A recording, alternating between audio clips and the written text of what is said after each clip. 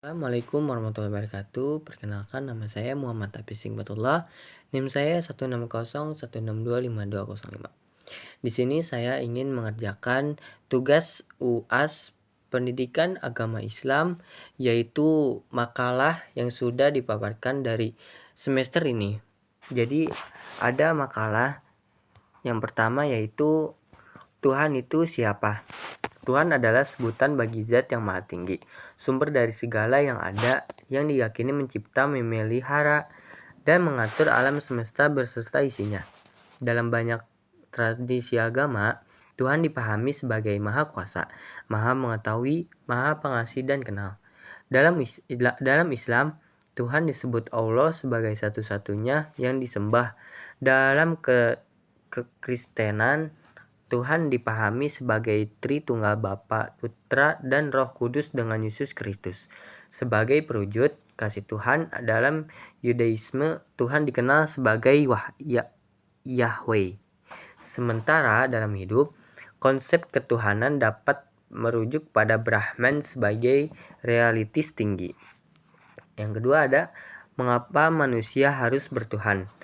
Jadi manusia perlu bertuhan karena keyakinan pada Tuhan memberi makna, arah, dan nilai dalam hidup. Kepercayaan ini membantu manusia memahami tujuan keberadaan, membedakan baik dan buruk, serta menemukan tanggung jawab moral. Dengan bertuhan, banyak orang merasa memiliki pegangan saat menghadapi kesulitan, harapan ketika keadaan sulit, dan rasa syukur saat memperoleh kebaikan. Keyakinan kepada Tuhan juga sering menjadi dasar lahirnya ajaran etika, kepedulian sosial, dan sikap dan rendah hati.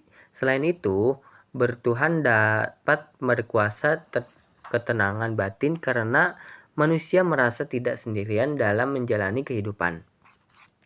Nah, yang ketiga, ada bagaimana kita berinteraksi dengan Tuhan, yaitu manusia dapat berinteraksi dengan Tuhan melalui berbagai cara yang bersifat spiritual dan batiniah.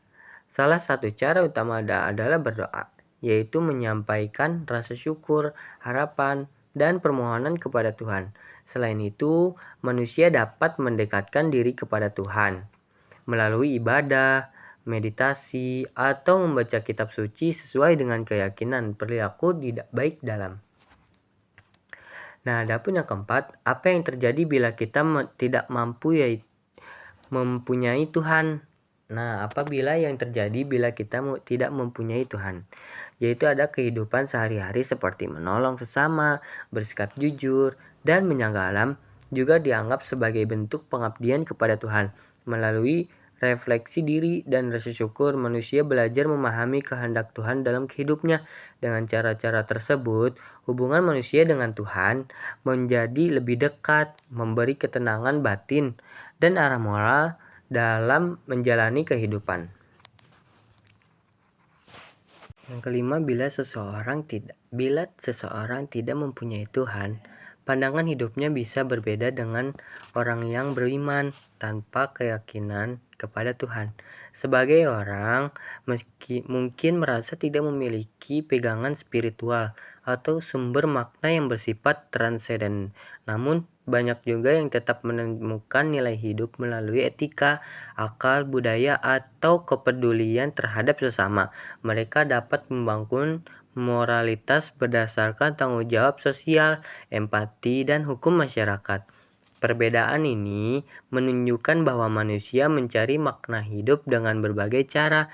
Bagi orang yang beriman, Tuhan menjadi sumber arah dan harapan.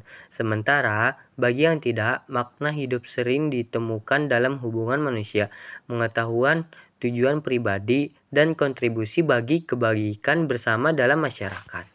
Nah, adapun makalah yang kedua itu menjelaskan tentang apa itu pengertian Al-Quran. Al-Quran adalah kitab suci umat Islam yang merupakan firman Allah Subhanahu wa Ta'ala yang diturunkan kepada Nabi Muhammad SAW melalui perantara malaikat Jibril, yang ditulis dalam mushaf, diriwayatkan sebagai mutawatir, dan pembacanya merupakan ibadah. Nah, yang kedua itu ada prosesnya turunnya Al-Quran. Al-Quran diturunkan secara bertahap selama kurang lebih 23 tahun. Proses turunnya dimulai dari Lauhul Mahfuz ke langit dunia, kemudian disampaikan kepada Nabi Muhammad SAW melalui malaikat Jibril sesuai dengan situasi dan kondisi yang dihadapi umat pada saat itu. Penurunan secara bertahap ini memiliki hikmat diantaranya, yaitu memudahkan umat dalam memahami dan mengamalkan ajaran Islam. Terus menguatkan hati Nabi Muhammad SAW dalam menghadapi tantangan. Terus ada juga yang ketiga, menyesuaikan dalam peristiwa yang terjadi di masyarakat. Nah, selanjutnya ada Al-Quran sebagai satu-satunya pedoman hidup yang benar. Itu ada Al-Quran disebut sebagai satu-satunya pedoman hidup yang benar karena berasal langsung dari Allah Subhanahu wa taala yang Maha mengetahui segala sesuatu, tidak seperti pemikiran manusia yang terbatas dan bisa salah. Al-Quran bersifat sempurna dan tidak mengandung kesalahan. Alasan mengapa Al-Quran menjadi pedoman hidup yang benar, yaitu yang pertama, bersumber dari Allah Subhanahu wa taala. Yang kedua, kebenarannya terjamin dan tidak berubah. Yang ketiga, mencakup seluruh aspek kehidupan manusia. Yang keempat, memberikan solusi atas berbagai permasalahan hidup. Nah, adapun cara agar Al-Quran memberikan hidayah. Ya, ada Al-Quran tidak otomatis memberikan hidayah jika hanya dibaca tanpa memaham dan menghafalnya. Agar Al-Quran benar-benar menjadi sumber hidayah, maka diperlukan beberapa langkah, yaitu membaca Al-Quran secara rutin, memahami makna dan tafsirnya, terus ada mengamalkan isi kandungannya dalam kehidupan sehari-hari. Adapun perubahan dari jahiliyah ke peradaban. Salah satu bukti nyata kekuatan Al-Quran adalah kemampuannya mengubah masyarakat Arab yang sebelumnya hidup dalam zaman jahiliyah menjadi masyarakat yang beradab. Sebelum Islam, masyarakat Arab dikenal dengan penyembahan berhala, perilaku kasar, dan tidak berhalak penindas terhadap perempuan, perang antara suku tanpa alasan jelas. Namun setelah turunnya Al-Quran, jadi itu ada mereka mengenal tauhid, terus ada mengunjungi tinggi akhlak dan keadilan, menghargai hak perempuan, terus ada membangun sistem sosial yang teratur. Perubahan ini menunjukkan bahwa Al-Quran mampu membentuk karakter manusia dan membangun peradaban yang maju. Nah, adapun peran Al-Quran dalam peradaban modern. Di era modern saat ini, Al-Quran tetap relevan dan memiliki peran penting dalam kehidupan manusia. Al-Quran dapat menjadi solusi atas berbagai krisis moral, sosial, dan spiritual. Yang menjadi peran Al-Quran adalah peradaban modern yang lain. Dengan menjadikan Al-Quran sebagai pedoman manusia, modern dapat mencapai kemajuan tanpa kehilangan nilai-nilai kemanusiaan dan spiritualitas. Adapun pembahasan dari yang makalah yang ketiga, yaitu yang pertama ada apa berasal dari kata salim. Kata salim memiliki hubungan yang erat dengan kata salim, berasal bahasa yang berarti damai. Maka ini menunjukkan bahwa Islam adalah agama yang membawa kedamaian bagi seluruh umat manusia. Kedamaian dalam Islam tidak hanya berarti tidak adanya peperangan, tetapi juga mencakup ketenangan hati, keharmonisan hidup, masyarakat, dan hubungan baik antar sesama manusia. Ajaran Islam mendorong umatnya untuk hidup rukun, saling menghormati, dan menjauhi permusuhan. Oleh karena itu, seorang muslim dituntut untuk menjadi pribadi yang membawa kedamaian di lingkungan keluarga, sekolah, maupun masyarakat. Dengan demikian, makna salim menegaskan bahwa Islam hadir sebagai rahmat bagi seluruh alam dan menjadi pedoman hidup yang menuntut manusia menuju ketentuan lahir maupun batin. Nah, adapun yang kedua, apa dari kata aslam yang berarti menyuruh, yang berarti itu menyerah. Selain berasal dari kata salam, Islam juga berasal dari kata aslama yang berarti menyerah atau berserah diri. Maksud aslam menyerah diri sendiri bukan menyerah dari arti lemah, melainkan tunduk dan patuh kepada kehendak Allah Subhanahu wa taala. seorang muslim harus menerima dan menjalankan segala perintah Allah Subhanahu wa taala serta menjauhi larangannya dengan sikap ikhlas. Sikap berserah diri ini merupakan wujud keimanan dan ketakwaan seseorang.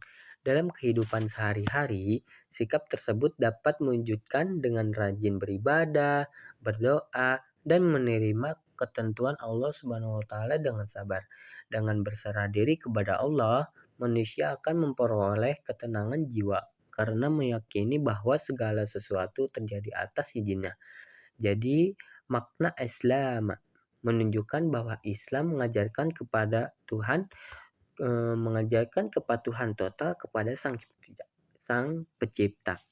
Nah, yang ketiga itu ada berasal dari kata istaslam. Mustaslim yang berarti menyerah total kepada Allah. Nah, kata Islam juga berkaitkan dengan istilah yang mustahil yang berarti menyerah diri kepada Allah Subhanahu wa taala. Makna ini menegaskan bahwa seorang muslim tidak hanya menyerah sebagaikan urusan hidupnya, tetapi seluruh aspek kehidupan Allah Subhanahu wa taala, segala perbuatan, keputusan dan tujuan hidup harus melaksanakan ajaran Islam. Nah, adapun yang keempat, apa dari kata salim yang berarti bersih dan suci. Islam juga dihubungkan dengan kata salim yang berarti bersih, suci atau selamat dari cacat. Makna ini menunjukkan bahwa Islam mengajarkan kebersihan lahir dan batin.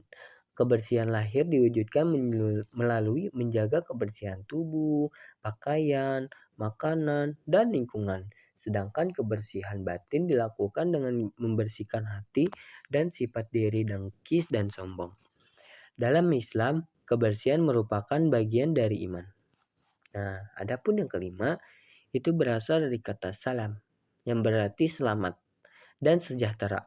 Kata Islam juga berasal dari kata salam yang berarti selamat dan sejahtera. Hal ini menunjukkan bahwa Islam agama yang memberikan keselamatan bagi manusia di dunia dan di akhirat. Keselamatan dunia diperoleh dengan menjalankan ajaran Islam seperti jujur, disiplin, tolong menolong dan menjauhi perbuatan buruk. Sedangkan keselamatan akhirat dicapai melalui iman, ibadah dan amal soleh. Baik, sekian dari video saya. Semoga videonya bermanfaat bagi kalian semua. Terima kasih. Wassalamualaikum warahmatullahi wabarakatuh.